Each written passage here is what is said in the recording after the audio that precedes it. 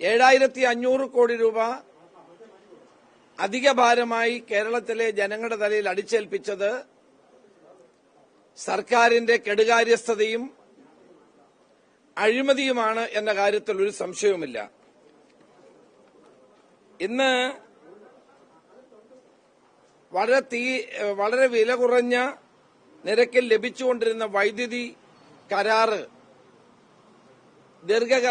ദീർഘകാല കരാർ റദ്ദാക്കിക്കൊണ്ട് അതിന്റെ ഇരട്ടിയിലധികം തുകയ്ക്ക് വൈദ്യുതി വാങ്ങുന്നതാണ് ഈ വൈദ്യുതി ചാർജ് വർധനവിന്റെ ഏറ്റവും പ്രധാനപ്പെട്ട കാര്യം.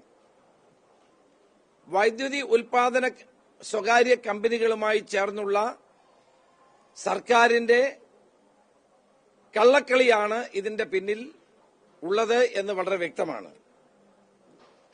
ആര്യാടൻ മുഹമ്മദ് വൈദ്യുതി മന്ത്രിയായിരുന്ന കാലത്ത് 2016 ഒരു യൂണിറ്റിന് 4 രൂപ 15 പൈസ മുതൽ 4 രൂപ 29 പൈസ വരെ നിരക്കിൽ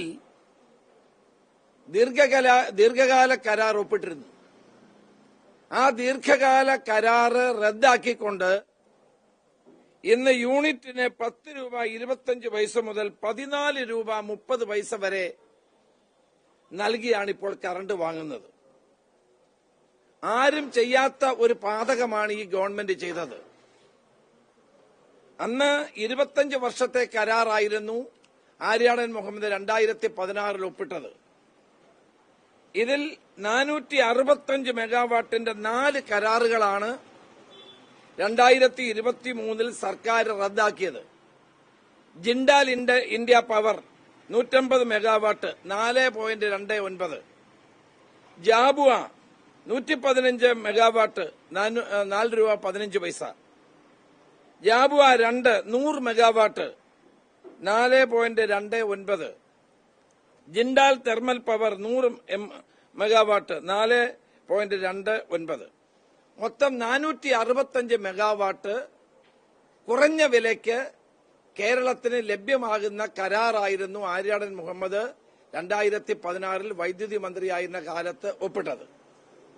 നിസ്സാര സാങ്കേതിക കാരണം പറഞ്ഞാണ് റെഗുലേറ്ററി കമ്മീഷൻ ഇത് റദ്ദാക്കിയത്. ഇപ്പൊ ഗവൺമെന്റ് ചോദിക്കുന്ന റെഗുലേറ്ററി കമ്മീഷൻ റദ്ദാക്കിയതാണല്ലോ, ഞങ്ങൾ എന്ത് ചെയ്യും?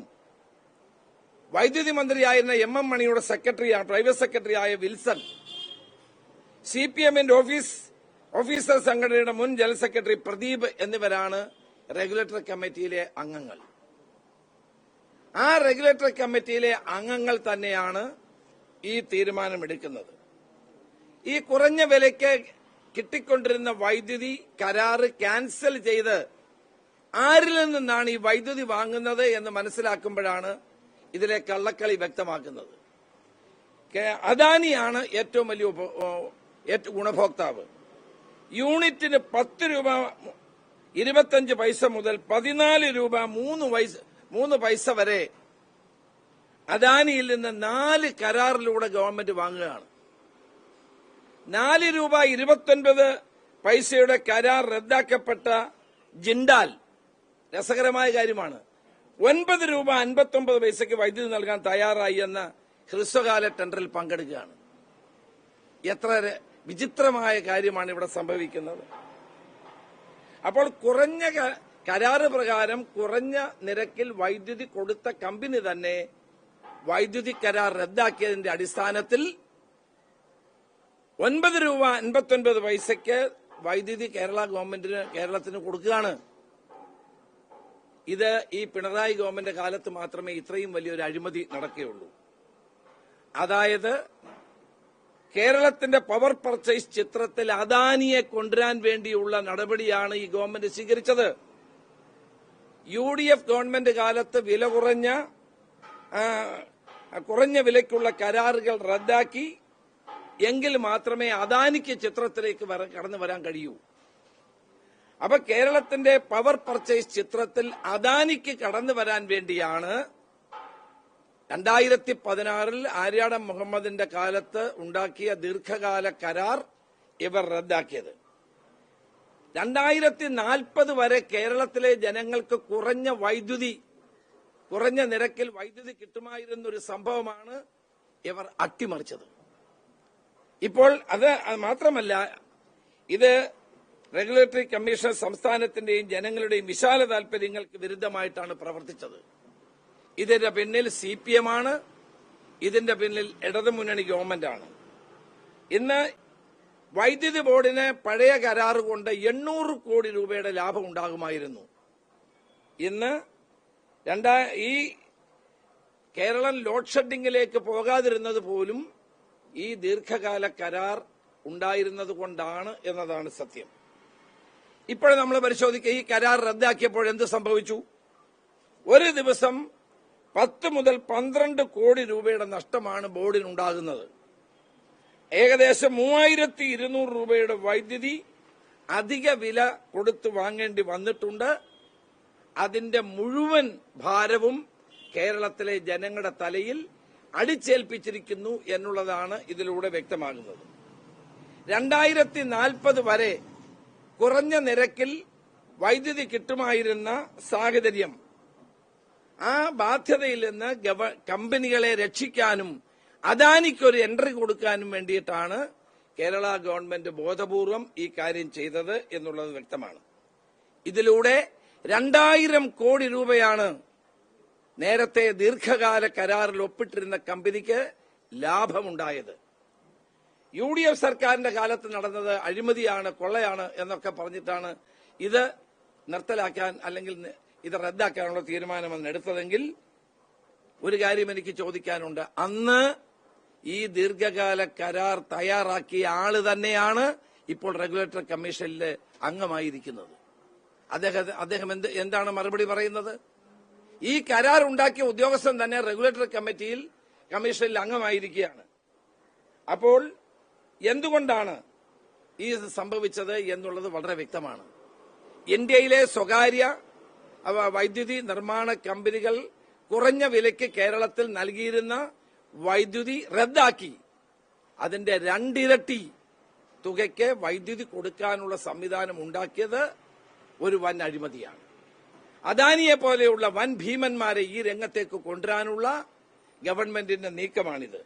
ഇതിനെതിരായിട്ട് 4/6/2022 മുൻ വൈദ്യുതി ചെയർമാനായിരുന്ന ബോർഡ് ചെയർമാനായിരുന്ന അതിനുശേഷം ചീഫ് സെക്രട്ടറി ആയ പോൾ ആന്റണി ഒരു കത്തയച്ചു. ആ കത്തിൽ വ്യക്തമായി അദ്ദേഹം പറയുന്നുണ്ട്, എന്റെ എല്ലാ രേഖകളുമുണ്ട്. അദ്ദേഹം പറയുന്നു, thus cancelling the present contract of KSEB is likely to result in financial loss to the state. KSEB, major power restrictions, scheduling of unaffordable Kayankulam and diesel stations, rising cost of consumers and derailing KSEB finances in coming years. In view of foregoing, I urge upon the government to kindly revisit the January 2022 decisions. Paul Antony ആ കത്ത് വൈദ്യുതി മന്ത്രിക്ക് കൊടുത്തു. വൈദ്യുതി മന്ത്രി ആ കത്ത് പരിശോധിക്കാൻ കൊടുത്തെങ്കിലും അവസാനം ഇത് റദ്ദാക്കുകയാണ് ചെയ്തത്. ഇതിനിടയിൽ ഗവൺമെന്റ് എന്ത് ചെയ്തു? ഇത് റീവിസിറ്റ് ചെയ്യണം, പുനഃപരിശോധിക്കണമെന്ന് ആവശ്യപ്പെട്ടു. അത് ജനവികാരം കണക്കിലെടുത്ത് ജനരോഷം താങ്ങാൻ കഴിയാതെ വരുമെന്ന് കണ്ടുകൊണ്ടാണ്. പക്ഷേ അവിടെ റെഗുലേറ്ററി കമ്മീഷനും ഗവൺമെന്റും തമ്മിൽ ഒത്തുകളിച്ച് ഈ കരാർ ക്യാൻസൽ ചെയ്യുകയാണ് ഉണ്ടായത്. അപ്പൊ ഗുരുതരമായ ഒരു സാമ്പത്തിക നഷ്ടം കേരളത്തിലെ KSEBക്കും ഗവൺമെന്റിനും ഉണ്ടാക്കി വെച്ചത് ആരാണ്? എന്നിട്ട് അദാനിയെ പോലെയുള്ള സ്വകാര്യ കമ്പനികൾക്ക് കൊള്ളലാഭം എടുക്കാനുള്ള അവസരം കൊടുക്കുകയാണ്. അപ്പോൾ അതിന്റെ ഫലമാണ് ഇപ്പോൾ ഈ അടിച്ചേൽപ്പിക്കുന്ന 7500 കോടി രൂപ നമ്മുടെ തലയിൽ അടിച്ചേൽപ്പിച്ചിരിക്കുന്നത്. അപ്പോൾ കരാർ റദ്ദാക്കിയ തീരുമാനം പുനഃപരിശോധിക്കണമെന്ന് കള്ളക്കളി നടത്തിയിട്ട് അവസാനം കമ്മീഷനെ കൊണ്ട് തന്നെ ഗവൺമെന്റ് ഈ തീരുമാനം അംഗീകരിപ്പിക്കുകയാണ് ചെയ്തത്. അപ്പോൾ കെടുകാര്യസ്ഥതയും അഴിമതിയും കൊണ്ട് ഇന്ന് തകർച്ചയിലേക്ക് എത്തിയിരിക്കുന്ന KSEBയെ രക്ഷിക്കാൻ ജനങ്ങളുടെ തലയിൽ കൂടുതൽ ഭാരം അടിച്ചേൽപ്പിക്കുകയാണ് ഈ ഗവൺമെന്റ്. ഇപ്പൊ 16 പൈസയാണ്. 16 പൈസ കൂട്ടുന്നു. അടുത്ത മാസം മുതൽ വീണ്ടും കൂട്ടുകയാണ്. 18 പൈസ അല്ലേ? 12 പൈസ വീണ്ടും കൂട്ടുകയാണ്. അപ്പോൾ നമ്മൾ കാണേണ്ട ഒരു കാര്യം, കഴിഞ്ഞ 8 വർഷത്തിനിടയിൽ 7500 കോടി രൂപയാണ് കേരളത്തിലെ ജനങ്ങളുടെ തലയിൽ ഈ ഗവൺമെന്റ് അടിച്ചേൽപ്പിച്ചത്. ഇത് വന്നതെങ്ങനെ? അദാനിയെ പോലെയുള്ള വൻകിട വൈദ്യുതി ഉൽപാദന കമ്പനികൾക്ക് കൊള്ളലാഭം ഉണ്ടാക്കാൻ വേണ്ടി ഗവൺമെന്റ് ഇത് ചെയ്യുന്നു. ഇത് തെറ്റാണ്. ഇത് പിൻവലിക്കണം. ഇതുമായി ബന്ധപ്പെട്ട എല്ലാ രേഖകളും എന്റെ കയ്യിലുണ്ട്. പത്രക്കാർക്ക് പരിശോധിക്കാവുന്നതാണ്. ഇത് ഒരു വലിയ കള്ളക്കളിയും അഴിമതിയുമാണ്. ഇത് കേരളത്തിലെ ജനങ്ങളെ കൊള്ളയടിക്കാനുള്ള ഒരു നീക്കമാണ്. അതുകൊണ്ട് ഈ വൈദ്യുത നിരക്ക് വർധനവിൽ നിന്ന് ഗവൺമെന്റ് പിന്മാറണം. എനിക്കൊരാശങ്ക കൂടിയുണ്ട്. വൈദ്യുതി ബോർഡിനെ ഇങ്ങനെ വലിയ തോതിലുള്ള കടക്കണിയിലേക്കാക്കി ഇതിനെ സ്വകാര്യവൽക്കരിക്കാനൊരു നീക്കം കൂടി ഇതിന്റെ പിന്നിലുണ്ടോ എന്ന് നമുക്ക് സംശയിക്കേണ്ടിയിരിക്കുന്നു. കാരണം ഈ വൈദ്യുതി ബോർഡ് ഇപ്പോൾ പൂർണ്ണമായൊരു ഗവൺമെന്റ് കമ്പനിയാണ്. ഭാവിയിൽ ഇതിന്റെ ഷെയറുകൾ വിറ്റഴിച്ച് KSEBയെ സ്വകാര്യവൽക്കരിക്കാനുള്ള നീക്കം ഇതിന്റെ പിന്നിലുണ്ടോ എന്ന് സംശയിക്കേണ്ടിയിരിക്കുന്നു എന്നാണ് എനിക്ക് പറയാനുള്ളത്. അതുകൊണ്ട് കേരളത്തിലെ പാവപ്പെട്ട ജനങ്ങളുടെ തലയിൽ കഴിഞ്ഞ 8 വർഷം കൊണ്ട് 7500 കോടി രൂപ അടിച്ചേൽപ്പിച്ച ഈ ഗവൺമെന്റ് ഈ തീരുമാനം പിൻവലിക്കണം എന്നാണ് എനിക്ക് വ്യക്തമായി സൂചിപ്പിക്കാനുള്ളത്. അതുപോലെ തന്നെ ഇന്നലെ 2 ദിവസമായി നമ്മൾ കേരളം ചർച്ച ചെയ്യുന്ന ഒരു വിഷയമാണ് സ്മാർട്ട് സിറ്റിയുമായി ബന്ധപ്പെട്ടത്. സ്മാർട്ട് സിറ്റിയുടെ കരാർ മുഴുവൻ ലംഘിച്ച് പ്രവർത്തിച്ച ടീകോമിന് വെള്ളപൂശുന്ന നടപടിയാണ് വ്യവസായ മന്ത്രി സ്വീകരിച്ചിരിക്കുന്നത്. ഇന്നലെ വ്യവസായ മന്ത്രി ബഹുമാനപ്പെട്ട ശ്രീ രാജീവിന്റെ പ്രസ്താവന വായിച്ചാൽ അദ്ദേഹം ഗവൺമെന്റിന് വേണ്ടിയാണോ സംസാരിക്കുന്നത് അതോ ടീകോമിന് വേണ്ടിയാണോ സംസാരിക്കുന്നത് എന്ന് നമുക്ക് മനസ്സിലാകുന്ന കാര്യമാണ്. ടീകോമിനെ പരിപൂർണമായി അദ്ദേഹം ന്യായീകരിക്കുകയാണ്. ടീകോമിനെ ന്യായീകരിക്കുക മാത്രമല്ല, ടീകോമിന് എല്ലാവിധത്തിലുമുള്ള കോമ്പൻസേഷൻ വാങ്ങിക്കൊടുക്കാനുള്ള ഒരു ഇടനിലക്കാരനായി പ്രവർത്തിക്കാൻ അദ്ദേഹം താൽപര്യപ്പെടുന്നു എന്നാണ് അതിൽ നിന്ന് വായിച്ച് മനസ്സിലാക്കേണ്ടത്. കേരളത്തിന്റെ വ്യവസായ മന്ത്രി കേരളത്തിന്റെ താൽപര്യമാണ് സംരക്ഷിക്കേണ്ടത്. കഴിഞ്ഞ 13 വർഷമായി ടീകോം എല്ലാ വ്യവസ്ഥകളും ലംഘിച്ചു. കരാറുകളെ കാറ്റിൽ പറത്തി. 90,000 പേർക്ക് ജോലി കൊടുക്കുമെന്ന് പറഞ്ഞിട്ട് ജോലി കൊടുത്തില്ല. മാത്രമല്ല, ഈ കാര്യക്ഷമമായ ഒരു പ്രവർത്തനവും നടത്തിയില്ല. ഗവൺമെന്റ് ഈ കാര്യത്തിൽ അവർക്ക് നോട്ടീസ് കൊടുത്തില്ല, റിവ്യൂ ചെയ്തില്ല. IT-യുടെ മന്ത്രിയായിരുന്ന മുഖ്യമന്ത്രി ഈ കാര്യത്തിൽ ഒരു അവധാനതയും കാട്ടിയില്ല. അവസാനം ഇപ്പോൾ ഈ ഭൂമി ഏത് സമയത്തും തിരിച്ചെടുക്കാം. അതിന് ക്ലോസ് ഉണ്ട്, പട്ടക്കരാറിൽ വ്യവസ്ഥയുണ്ട്, എഗ്രിമെന്റിൽ വ്യവസ്ഥയുണ്ട്. അതൊന്നും പാലിക്കാതെ ഇപ്പോൾ അവർക്ക് വേണ്ടി എഗ്രിമെന്റിൽ എഴുതിയിരിക്കുന്ന കാര്യങ്ങൾ മാത്രം എടുത്തു പറഞ്ഞുകൊണ്ട് ടീകോമിനെ സഹായിക്കാനുള്ള നീക്കത്തിൽ നിന്ന് ഗവൺമെന്റ് പിന്മാറണം. ക്യാബിനറ്റ് തീരുമാനം പിൻവലിക്കണം. വ്യവസായ മന്ത്രി ഈ നിലപാട് തിരുത്തണം. കേരള ജനതയുടെ താൽപര്യമല്ല ഇത് ടീകോം എന്ന കമ്പനിയുടെ താൽപര്യം. ഞാൻ ചോദിക്കട്ടെ, UAE-യുമായിട്ടുള്ള കേരളത്തിന്റെ നല്ല ബന്ധം നഷ്ടപ്പെടുമെന്ന് പറയുന്ന ഏത് അടിസ്ഥാനത്തിലാണ്? ഈ കമ്പനി, UAE-യിൽ പ്രവർത്തിക്കുന്ന ഈ കമ്പനി കരാർ ലംഘനം നടത്തിയിട്ടുണ്ടെങ്കിൽ ആ കരാർ ലംഘനം ഇന്ത്യയും UAE-യുമായിട്ടുള്ള ബന്ധത്തെ തകരാറിലാക്കിയതിന്റെ ഉത്തരവാദിത്വം അവർക്കല്ലേ, അല്ലാണ്ട് നമുക്കല്ലല്ലോ. അത് പറയുന്നതാണോ കുഴപ്പം? കരാർ ലംഘിച്ച ടീകോം കമ്പനി കേരളവും ഇന്ത്യയുമായിട്ടുള്ള നല്ല ബന്ധത്തെ ഓർത്ത് ആ കാര്യങ്ങൾ ചെയ്യേണ്ടതായിരുന്നില്ലേ? ഇപ്പൊ കേരളവും ഇന്ത്യയും UAE-യുമായിട്ടുള്ള നല്ല ബന്ധത്തെ ഇത് ഒരു കാരണവശാലും ബാധിക്കാൻ പോകുന്നില്ല. കരാർ ലംഘനം നടത്തിയ ടീകോം എന്ന് പറയുന്ന കമ്പനിക്കെതിരായി ശക്തമായ നടപടി കരാർ വ്യവസ്ഥകൾ അനുസരിച്ച് സ്വീകരിക്കുകയാണ് വേണ്ടത്. പാട്ടക്കരാറിന്റെ കോപ്പി നിങ്ങൾക്ക് എപ്പോൾ വേണേലും കിട്ടും. ആ കരാറിന്റെ അടിസ്ഥാനത്തിൽ ഏത് സമയത്ത് വേണമെങ്കിലും റദ്ദാക്കാവുന്നതേ ഉള്ളൂ. അത് ചെയ്യാതെ വ്യവസായ മന്ത്രി ടീകോമിനെ സംരക്ഷിക്കാൻ നടത്തുന്ന നടപടി ഒട്ടും ശരിയായില്ല. ബാജു ജോർജിനെ എന്തിനാണ് ഈ കമ്മിറ്റിയിലേക്ക് വെച്ചത്? ഇപ്പൊ പറഞ്ഞ അദ്ദേഹത്തിന് പരിചയമുള്ളതുമാണ്. അങ്ങനെയാണ് ഏറ്റവും കൂടുതൽ പരിചയമുള്ളത് അച്യുതാനന്ദന്റെ IT സെക്രട്ടറി ആയിരുന്ന ജോസഫ് C. മാത്യു ആണ്. എന്തുകൊണ്ട് അദ്ദേഹത്തെ ഇത് വെച്ചില്ല? അദ്ദേഹമായിരുന്നല്ലോ ഈ ചർച്ചയ്ക്ക് മുഴുവൻ നേതൃത്വം കൊടുത്ത ആളുകളിൽ ഒരാള്. ഗവൺമെന്റിന് വേണ്ടി വാദിച്ച ആള് അദ്ദേഹമായിരുന്നല്ലോ. അദ്ദേഹത്തെ എന്തുകൊണ്ട് ഈ കമ്മിറ്റി വെച്ചില്ല? അപ്പോൾ ഗവൺമെന്റിനകത്ത് നിക്ഷിപ്ത താൽപര്യമുണ്ട്. ആ നിക്ഷിപ്ത താൽപര്യം അവസാനിപ്പിച്ച് കേരളത്തിലെ ജനങ്ങളുടെ സ്വപ്ന പദ്ധതിയായ ഈ സ്മാർട്ട് സിറ്റിയെ സംരക്ഷിക്കണം എന്നാണ് എനിക്ക് പറയാനുള്ളത്.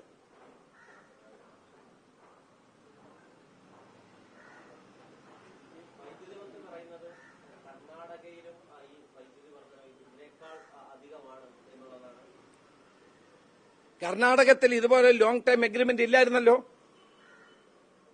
2016 ആര്യാടൻ മുഹമ്മദ് മന്ത്രിയായിരുന്ന കാലത്താണ് ഈ ദീർഘകാല കരാർ ഉണ്ടാക്കിയത്. 4 രൂപ 29 പൈസയ്ക്ക് വൈദ്യുതി കിട്ടിക്കൊണ്ടിരുന്ന സ്ഥാനത്ത് ഇപ്പൊ 10 രൂപ 52 പൈസയ്ക്ക് മുകളിലാണ് ഇപ്പം വൈദ്യുതി വാങ്ങുന്നത്. 4 രൂപ 29 പൈസയ്ക്ക് തന്നിരുന്ന അതേ കമ്പനി ഇപ്പം 10 രൂപ 29 പൈസയ്ക്ക് നമുക്ക് നൽകുകയാണ്. എന്ത് നടപടിയാണിത്? ഇത് ആരെ ബോധ്യപ്പെടുത്താനാണ്? അപ്പൊ അദാനിക്ക് വേണ്ടി കേരളത്തെ തീരെഴുതി കൊടുക്കുന്ന നടപടിയിലേക്ക് കാര്യങ്ങൾ എത്തുകയാണ്. അദാനി മാത്രമല്ല, ഇന്ത്യയിലെ വിവിധ വൈദ്യുതി ഉൽപാദന പ്രൈവറ്റ് കമ്പനികൾക്ക് കേരളത്തിന്റെ വാതായനങ്ങൾ തുറന്നിടുകയാണ് ഈ ഗവൺമെന്റ് ചെയ്തത്. അതിന്റെ മുഴുവൻ ഭാരവും ഇപ്പൊ കേരളത്തിലെ പാവപ്പെട്ട ജനങ്ങളുടെ തലയിൽ വരികയാണ്. ഇപ്പം KSEB ചെയർമാന്റെ വാദം കേട്ടു, ഇത് ഇലക്ട്രിസിറ്റി ബോർഡ് പൊളിയാൻ പോവാണ്. എങ്ങനെയാണ് പൊളിയുന്നത്? ആരാണ് ഉത്തരവാദി? അതാണ് ഞാൻ പറഞ്ഞത്. മാത്രമല്ല, വലിയ തോതിലുള്ള രീതിയിൽ വൈദ്യുതി ബോർഡിനെ തന്നെ ഇല്ലാതാക്കാനുള്ള ശ്രമം നടക്കുകയാണ്. സ്വകാര്യവൽക്കരിക്കാനുള്ള നീക്കം നടക്കുകയാണ്. അതിന്റെ മുന്നോടിയാണിതെല്ലാം. അപ്പൊ ഇന്ത്യയിലെ സ്വകാര്യ വൈദ്യുതി നിർമ്മാണ കമ്പനികൾക്ക് യഥേഷ്ടം കൊള്ളലാഭം ഉണ്ടാക്കാൻ വേണ്ടിയാണ് കേരളത്തിലെ ജനങ്ങളുടെ തലയിൽ ഈ ഭാരം മുഴുവൻ അടിച്ചേൽപ്പിക്കുന്നത്. എല്ലാ രേഖകളും നിങ്ങൾക്ക് പരിശോധിക്കാം. ഞാൻ ഈ പറഞ്ഞത് ഇത് ഒരു കാരണവശാലും അംഗീകരിക്കാൻ കഴിയുന്നതല്ല. ഈ നിരക്ക് വർധന ജനങ്ങൾക്ക്, ബോർഡിനോ സംസ്ഥാന താൽപര്യത്തിനോ ഗുണകരമായിട്ടുള്ള ഒന്നല്ല എന്നാണ് എനിക്ക് പറയാനുള്ളത്.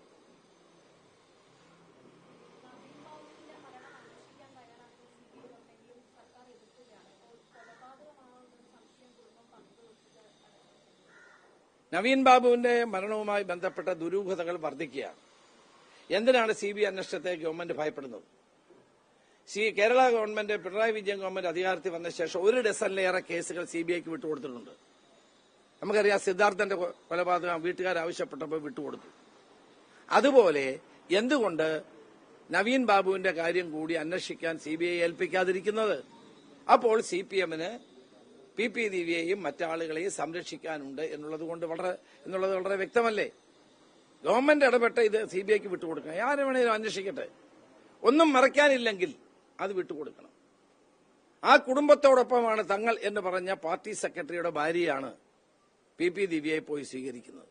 പിന്നെ എങ്ങനെ നീതി പ്രതീക്ഷിക്കാൻ പറ്റും ജയിലിൽ നിന്ന് ഇറങ്ങി വരുമ്പോൾ?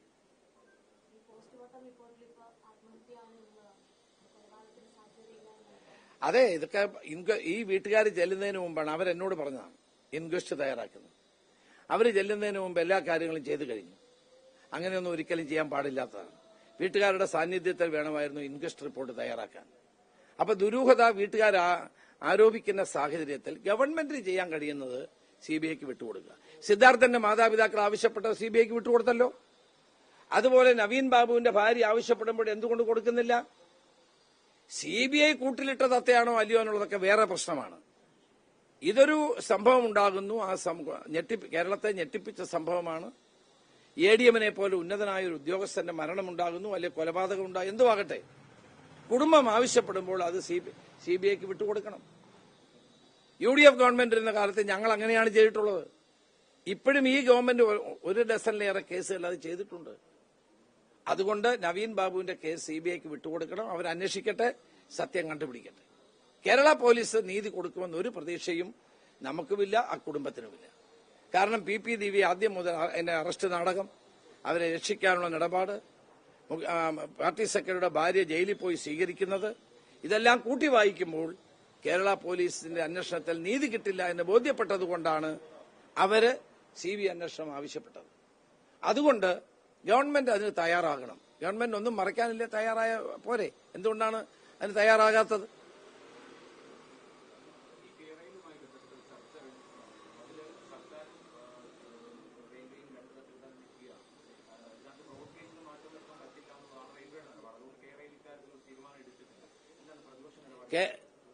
ഞങ്ങളെല്ലാവരും ആദ്യം തന്നെ പറയുന്ന കാര്യമാണ്, കേരളയിൽ കേരളത്തിൽ നടക്കില്ല.